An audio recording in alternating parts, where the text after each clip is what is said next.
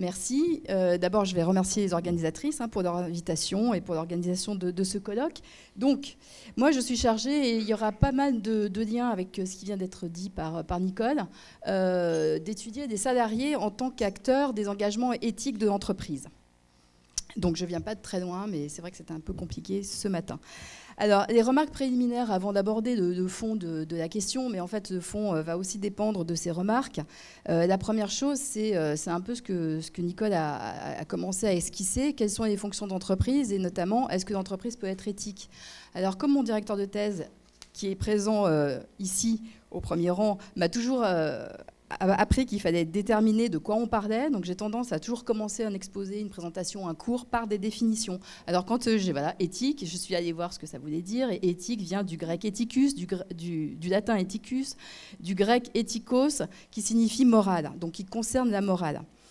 Alors, ça peut être évidemment dans un sens philosophique, et c'est aussi l'ensemble des principes moraux qui vont gouverner la conduite de quelqu'un. Alors tout de suite, la question qui se pose, c'est est-ce que les entreprises sont concernées par cette éthique, cette morale? Et évidemment, ça nous emmène sur les fonctions d'entreprise. Est-ce que dans une vision classique, une entreprise, donc la vision classique c'est Friedman, la seule fonction d'entreprise, c'est de faire des bénéfices, c'est d'avoir un intérêt commercial avec un partage des bénéfices entre les actionnaires. Donc ça, c'est la forme qui existe encore, qui est une forme d'approche de l'entreprise, ou la vision qui est aussi la vision contractuelle, quelque chose de très objectif, très rationnel, ou bien une vision plus institutionnelle avec donc des conflits d'intérêts, mais des humains qui font partie d'un même ensemble. Et puis ce qui a pu être développé, même dans une vision assez classique par Alfred Marshall, j'y reviendrai, ou par Bowen, qui a créé l'école américaine du business ethics. Toutes ces questions-là proviennent quand même du monde anglo-saxon, on va le voir. Alors pour traiter ce sujet qui pourrait être pris de différentes manières, j'ai vraiment choisi par faute de temps, de manière totalement arbitraire, 2 exemples qui vont permettre d'asseoir un peu ma présentation. Dans un premier temps, on verra les salariés en tant que débiteurs des engagements éthiques de l'entreprise, parce qu'en fait, c'est ce qui apparaît en premier lieu, c'est que les entreprises vont adopter des engagements éthiques et vont les faire supporter par d'autres. Donc leurs contractants et notamment les salariés. Et puis dans un deuxième temps, on verra les salariés, et c'est un peu plus récent, comme sentinelles de l'éthique de l'entreprise, et on prendra juste l'exemple des lanceurs d'alerte, mais on aurait pu prendre l'exemple des plans de compliance et aussi du devoir de vigilance dans lesquels les salariés sont appelés à jouer un rôle important. Alors les origines de l'éthique de l'entreprise, ce sont des origines anglo-saxonnes. Je reviens aux travaux d'Alfred Marshall. C'était un professeur d'économie politique à l'université de Cambridge, et c'est lui qui a établi pour la première fois des liens entre l'éthique et l'industrie à l'époque. Donc, par exemple, dans des travaux de novembre 1875 ou ses principes d'économie politique de 1890, il va mettre en évidence l'intérêt de ce qu'il appelle la chevalerie dans les affaires. Alors, je ne m'attarde pas trop, mais enfin, moi, c'est une question qui m'intéresse beaucoup, et c'est vraiment très lié au protestantisme, cette histoire d'éthique. Nous, dans les pays catholiques, on a plutôt tendance à trouver la richesse un peu suspecte, alors que les protestants ont une vision assez décomplexée des affaires. À partir du moment où on gagne de l'argent, c'est pas en soi mal, il faut juste l'utiliser de manière éthique, et notamment, c'est ce qui explique toutes ces fondations, le mécénat, enfin, toutes ces pratiques anglo-saxonnes. C'est pas du tout la même approche que nous, et ça va entraîner évidemment des problèmes quand on parle de RSE dans un pays comme la France, parce qu'on n'a pas du tout les mêmes attentes. Donc voilà, toutes ces origines anglo-saxonnes arrivent aux États-Unis dans les années 1930-1950, avec notamment Bowen, mais il y en a plein d'autres qui ont travaillé sur ces fonctions un peu sociales de l'entreprise. Pour l'éthique et la RSE, donc je glisse tout de suite vers la RSE, mais vous allez voir, c'est pas tout de suite qu'on en parle comme ça. D'abord, ce sont des origines politiques et économiques. C'est plutôt lié en fait aux fonctions qu'on va faire peser à l'entreprise et aux fonctions sociales de l'entreprise. Alors à ce niveau-là, il me semble qu'historiquement, il y a un mouvement assez intéressant. Quand l'État est fort, je schématise, quand l'État est fort,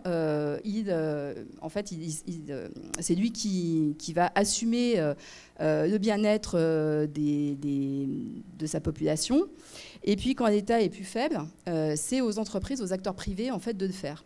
Donc on voit ce balancier et par exemple ça apparaît dès le paternalisme social à la fin du 19e siècle. Alors encore c'est un mouvement qui provient des États-Unis, mais qui est importé en France, notamment par le Politburo, qui va parler de patronage paternaliste. Vous avez tous entendu évidemment parler de ces entreprises paternalistes, où on avait en effet une protection de l'employeur, du patron.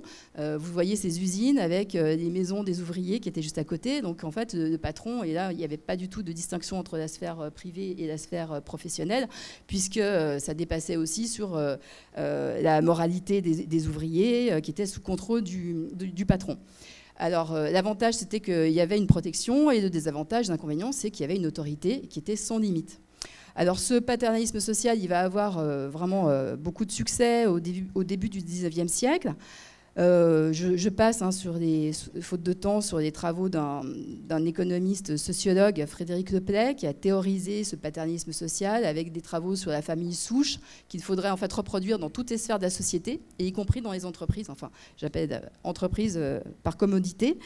Ce paternalisme social, il est donc très à la mode jusqu'au début du XXe siècle, et puis ensuite il va y avoir des critiques justement sur l'immiscion beaucoup trop arbitraire des patrons dans la vie personnelle des travailleurs.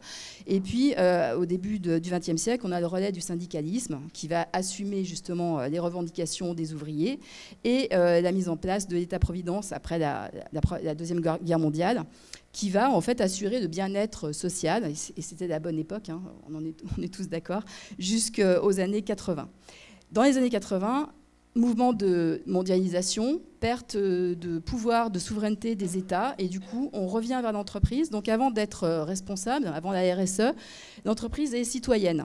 Donc dans les années, toujours un mouvement qui vient des États-Unis, dans les années 80-90, on a le Centre des jeunes dirigeants, donc c'est un mouvement qui vient du patronat, qui élabore par exemple une charte bien entreprendre en 1982, ou bien des principes en 1992 d'entreprise citoyenne. Donc ça, c'est le mouvement un peu politique, si on veut, du côté patronal. Le mouvement juridique, qui est au même moment, c'est dans les années 90 aussi, avec la réforme du code pénal, qui permet, je crois que c'était un sujet de thèse assez proche, enfin, voilà, qui a été mené là-dessus, parmi les organisatrices. Donc la réforme du code pénal en 1994, qui va instaurer la responsabilité pénale des personnes morales. Alors c'est quand même quelque chose de fondamental, et quand on lit l'exposé des motifs du projet de réforme du code pénal, c'est assez intéressant de voir que c'est par l'ampleur des moyens dont disposent ces entreprises et qui sont donc à l'origine d'atteintes graves à la santé publique, à l'environnement, à l'ordre public, économique ou à la législation sociale, que l'immunité dont elles bénéficiaient avant apparaît très choquante. Et cette responsabilité pénale donc, va aboutir... Alors je fais encore un saut jusque dans les années 90 et 2000, à des manifestations juridiques. Et notamment, ça c'est la naissance de la RSE telle qu'on la connaît aujourd'hui, avec l'affaire Nike. Alors les plus anciens d'entre nous s'en rappellent. C'est la première fois qu'il y avait un mouvement de boycott des produits d'une grande marque. Et c'est sur le terrain du droit de la consommation. Malheureusement, ce n'est pas le terrain du droit pénal, ni le terrain du droit social, encore moins du droit du travail. C'est vraiment parce que Nike avait argué de méthodes de fabrication qui ne faisaient pas travailler les enfants et qui étaient respectueuses des droits sociaux fondamentaux, qu'elle est condamnée par la Cour suprême de Californie. Bon, après, ça finit par une transaction, mais ça, c'est la procédure américaine. Et le phénomène devient juridique. Donc les juristes vont commencer à s'intéresser à la RSE et se disent qu'on ne peut pas dire n'importe quoi au titre des pratiques de RSE, qu'il peut y avoir des contentieux et que ça peut se retourner contre les auteurs. Alors cette notion de RSE, voilà, la définition qui est en général retenue, c'est une intégration volontaire par les entreprises ou les organisations de préoccupations qui sont liées à l'environnement, au social ou à l'éthique dans le cadre de leurs activités à destination des parties prenantes. Donc les parties prenantes, Nicole a évoqué cette notion tout à l'heure. Moi, je vais m'intéresser aux parties prenantes internes, les salariés, sachant qu'il y a aussi les consommateurs, les ONG, les pouvoirs publics, la société civile, qui sont en fait envisagés comme des parties prenantes externes. Le gros changement récent qui a eu lieu, c'est que jusqu'à maintenant, on pensait que c'était volontaire, on pensait que la RSE, voilà, les entreprises pouvaient le faire ou pas le faire, et c'était plutôt une stratégie d'imitation dans le cadre de la concurrence. Et en fait, récemment, avec la loi Pacte de 2019, on a l'entrée de la RSE, de la définition de la RSE, dans le code civil et dans le code de commerce, qui viennent changer l'objet social de l'entreprise.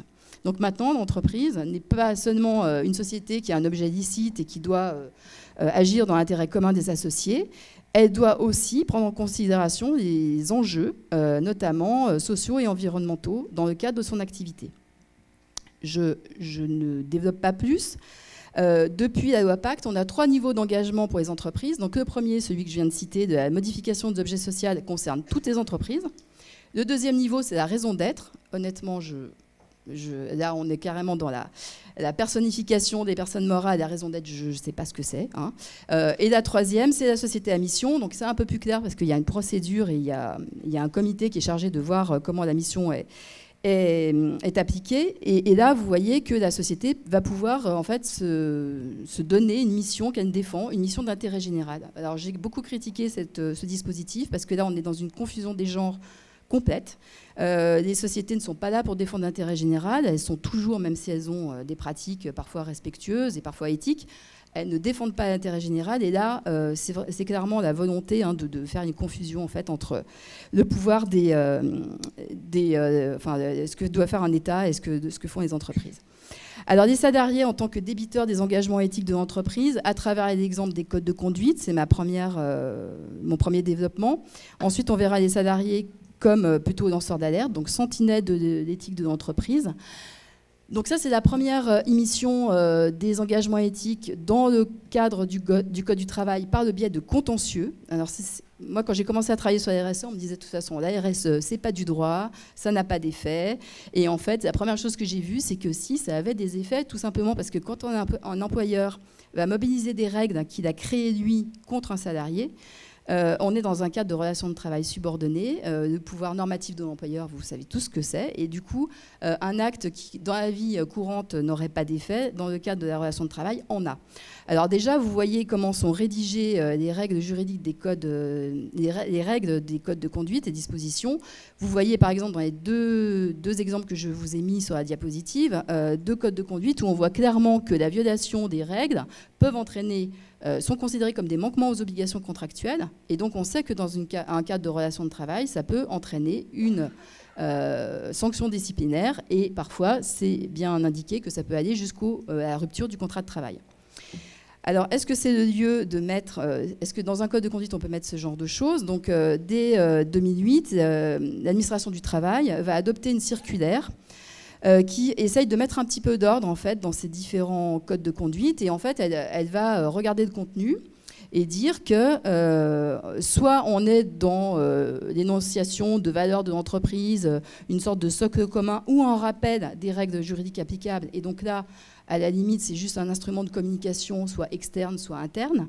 Mais parfois, il va y avoir des règles originales qui sont créées par les entreprises et qui vont aller plutôt au-delà de valeurs communes.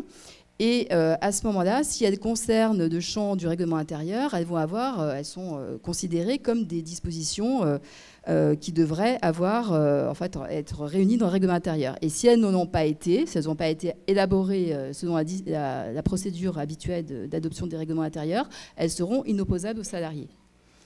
Donc voilà des exemples de mobilisation judiciaire. Alors, ils datent un petit peu parce que je pense que depuis, vous avez bien fait votre travail, les avocats, en tout cas, qui conseillent les employeurs, et on ne trouve plus ce genre de choses. Donc là, je vous donne des exemples qui sont quand même assez... Enfin, les étudiants adorent ce genre d'exemples. De Guy Desséfer qui prévoyait que tout ce qui n'est pas expressément autorisé est interdit. Donc là, vous voyez qu'évidemment, on est dans le contraire de ce qui était prôné dans les années 60. Hein. Bon, c'était pas ma génération, mais vous savez, tout ce qui est... Voilà, tout devait être autorisé. Un autre exemple, règlement du personnel SNCF qui prévoyait, parce que c'était un guide, en fait, des retenues automatiques sur salaire. Évidemment, la Cour de cassation a rappelé qu'on ne pouvait pas prévoir de retenue automatique sur salaire. C'était pour les dépassements de forfait mobile téléphonique. Voilà, donc ça c'est le premier exemple de mobilisation. C'est un code de conduite qui va être mobilisé par un employeur à l'encontre d'un salarié pour motiver une sanction disciplinaire. Et en fonction de son contenu, donc il va pouvoir soit être assimilé à un règlement intérieur et on va regarder sa procédure d'élaboration, soit son contenu et notamment voir s'il n'est pas contraire à l'article 1221-1 du Code du travail qui protège des droits fondamentaux et des libertés fondamentales au travail. A contrario, mais c'est plus rare, l'acte, donc le code, a pu créer des attentes qui vont être insatisfaites par les destinataires. Donc là, j'ai un exemple simplement. C'est une prime qui était prévue dans un guide de gestion du personnel en guise de participation aux résultats du groupe. Donc c'était chez Hewlett-Packard. Et cette prime, elle avait été versée pendant 27 ans. Et puis, comme la direction estimait que, bon, elle avait octroyé unilatéralement, elle pouvait la supprimer unilatéralement. Donc, elle a décidé de ne pas l'allouer pendant une année. Les salariés ont saisi les juridictions et la Cour de cassation a estimé, donc elle a regardé quelle était la nature de cette prime. Et en fait, elle était constante, elle avait été généralisée, elle était fixe et donc elle avait la nature juridique d'un usage. Donc évidemment, l'employeur ne pouvait pas la supprimer sans informer les salariés individuellement de cette suppression. Le code de conduite, plus récemment, peut être aussi un élément contextuel fondamental dans l'appréciation du caractère fautif des parties dans la relation de travail. Donc c'est le cas, par exemple, pour un salarié qui va prendre acte de la rupture de son contrat de travail au tort exclusif de son employeur, parce qu'il y avait un code éthique qui énonçait donc des bonnes pratiques. Je ne détaille pas, là, vous l'avez sur la diapo, les pratiques donc de communication franche et honnête. Et en fait, dans les faits, ce n'était pas du tout ce qui se passait. Du coup, le salarié sentait un réel malaise vis-à-vis de son activité professionnelle et des clients. Et du coup, il ne pouvait plus travailler dans cette ambiance. Et il a donc, voilà, pour la Cour de cassation, c'est un motif en fait de prise d'acte qui légitime vraiment les torts exclusifs de l'employeur. Donc, est assimilé à un licenciement sans cause réelle et sérieuse. Donc ça, c'est la première façon en fait, d'agir pour un salarié, enfin, comment les salariés sont percutés par les engagements éthiques, c'est lorsqu'ils sont destinataires, et vous l'avez vu, surtout débiteurs des engagements éthiques. La deuxième manière avec laquelle les salariés vont être acteurs des engagements éthiques de l'entreprise, c'est plus classique peut-être, c'est lorsqu'ils vont être des lanceurs d'alerte en fait, pour des mauvaises pratiques au sein de l'entreprise. Donc là, je vais aller vite, je ne sais pas combien il me reste. 5 minutes, je vais essayer d'aller vite alors. Donc les salariés sentinelles de l'éthique de l'entreprise avec l'exemple des dispositifs d'alerte professionnelle. Donc ce sont des alertes, enfin ce sont des systèmes qui sont mis en place. Alors bon, il y avait des numéros verts, des courriers postaux aussi qui étaient prévus. Maintenant on est plus dans la messagerie électronique évidemment. Et ils vont permettre aux salariés d'alerter de manière anonyme ou pas, sans risque d'être personnellement inquiétés des irrégularités ou des mauvais comportements professionnels qu'ils constatent dans leur entreprise. Alors, et il faut que ça fasse courir un risque sécuritaire, juridique, financier ou quant à la réputation de l'entreprise. Alors c'est aussi un système qui suppose un traitement informatisé des données personnelles. Donc à ce titre, ils doivent être autorisés par la CNIL, la Commission nationale informatique et liberté, qui dans un premier temps avait refusé de se prononcer sur ces dispositifs. Et puis finalement, elle a fini par adopter une autorisation unique qui fixe maintenant le périmètre de l'autorisation. Donc vous voyez, pour ce qui nous concerne, c'est essentiellement la lutte contre la corruption, la lutte contre les discriminations et le harcèlement au travail, hein, qui va concerner le droit du travail. Voilà, depuis 2014, donc on a une procédure qui encadre vraiment ces DAP par la CNIL. Sur le lieu de travail, en fait, la mise en place des DAP vient aussi des États-Unis et des établissements bancaires financiers américains cotés en bourse qui doivent, depuis un scandale Enron, et la loi Sarbanes-Oxley de 2002, prévoir des dispositifs qui mettent en place alors, ce qu'ils appellent le whistleblowing, l'alerte éthique. Voilà, donc ça a été importé par les multinationales bancaires financières américaines dans les filiales européennes et françaises. Au départ, c'était l'article 1161-1 du Code du travail qui prévoyait une protection des salariés en cas de dénonciation de faits, mais uniquement de corruption. Donc on a plusieurs lois qui sont intervenues. Je vais aller vite sur les lois. La première, c'est la loi de 2013 relative à la lutte contre la fraude fiscale et la grande délinquance, qui commence à protéger les salariés contre toute forme de discrimination, le lanceur d'alerte de salariés. Ensuite, la loi Sapin 2 est allée plus loin. Je vais aller plus vite parce que maintenant, on est sous l'empire de la loi Wasserman, qui a été adoptée en mars 2022, qui transpose la directive du 23 octobre 2019 sur la protection des personnes, qui signale des violations du droit de l'Union. Donc, elle va modifier la loi Sapin 2 en donnant la définition du lanceur d'alerte que vous avez ici. C'est une personne physique qui signale ou qui divulgue sans contrepartie financière directe. Donc là, ils ne vont peut-être pas les rémunérer. Et de bonne foi, des informations qui portent sur un crime, un délit, une menace ou un préjudice pour l'intérêt général, une violation ou une tentative de dissimulation d'une violation du droit international, de l'Union européenne, de la loi ou du règlement. Donc ce n'est pas uniquement le droit européen, c'est aussi la loi française et les règlements français. Donc on voit qu'il faut que ce soit de manière désintéressée. Dans la loi Sapin, c'était de manière désintéressée. Là, c'est beaucoup plus précis, c'est absence de contrepartie financière. Pareil, dans la loi Sapin 2, il fallait que le lanceur d'alerte ait personnellement connaissance des faits qu'il signale. Là, ça peut être des faits qui lui ont été rapportés. Et il y a également une extension des protections aux proches des lanceurs d'alerte, donc les syndicats, les associations, les collègues, les proches, tous ceux qui ont pu avoir écho d'une dissimulation ou d'une violation, qui sont aussi protégés par cette loi. Une procédure de signalement donc, maintenant qui hiérarchise les canaux d'alerte en 3 temps. Donc premièrement, un signalement interne dans l'entreprise ou l'administration. En l'absence de traitement, un signalement externe, soit à l'autorité administrative ou judiciaire, soit à un ordre professionnel. Et en dernier recours, une divulgation publique. Ça, c'était ce qui était dans la loi Sapin 2. On s'est aperçu qu'il y avait il y avait des difficultés pour signaler en interne à cause des risques de pression et notamment des procédures bâillons en fait, dans les entreprises. Donc maintenant, on a un signalement qui peut être vraiment, même dès le départ, aussi bien interne qu'externe, et notamment auprès du défenseur des droits ou à un organe européen ou bien à la justice. Retenons juste par rapport à tout ce qui est indiqué dans la diapositive que ce lanceur d'alerte va être irresponsable, aussi bien pénalement que civilement, y compris, évidemment, de bonne foi, il faut qu'il obtienne des informations de façon illicite. Il est hors de question que ce soit fait de façon illicite. Et en cas de procédure bâillon, dont je parlais juste avant, l'amende civile est portée à 60 000 €. Donc on voit que c'est quand même assez dissuasif et qu'on a une protection des lanceurs d'alerte qui est plutôt complète maintenant. Alors pour conclure, j'aurais pu dire beaucoup de choses sur la RSE, parce que je travaille dessus depuis 15 ans, donc évidemment, selon l'approche, on a énormément de choses à dire. Pour revenir au cadre du colloque, on voit que la société a des attentes vis-à-vis des entreprises et des attentes qui concernent maintenant autre chose que les bénéfices commerciaux, le partage des dividendes dont on parle beaucoup maintenant.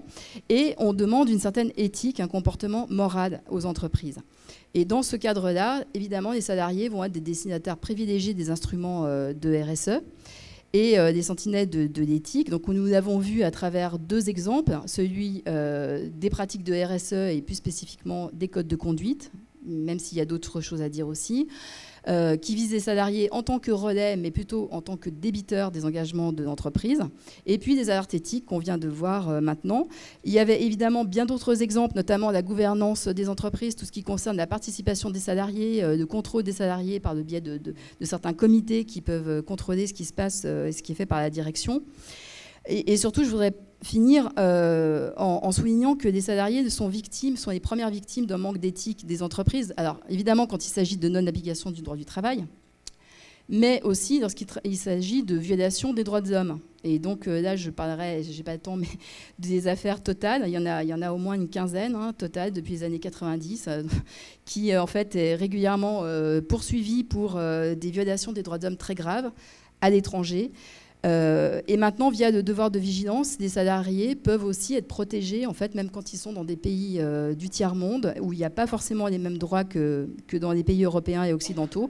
Mais ce devoir de vigilance peine à se manifester. Donc, par exemple, pour l'affaire Total, on est dans un contentieux déjà de compétence, savoir si c'est le tribunal de commerce ou le TGI qui est compétent. Donc là, la dernière décision en date, ce sera le TGI. C'était une vraie guerre qui était menée par Total pour éviter la compétence du TGI, juge des droits fondamentaux, et qui voulait attraire le contentieux sur le terrain du tribunal de commerce, en raison justement de l'objet social des entreprises, en disant qu'en fait ce devoir de vigilance, ça faisait partie de la stratégie d'affaires d'une entreprise.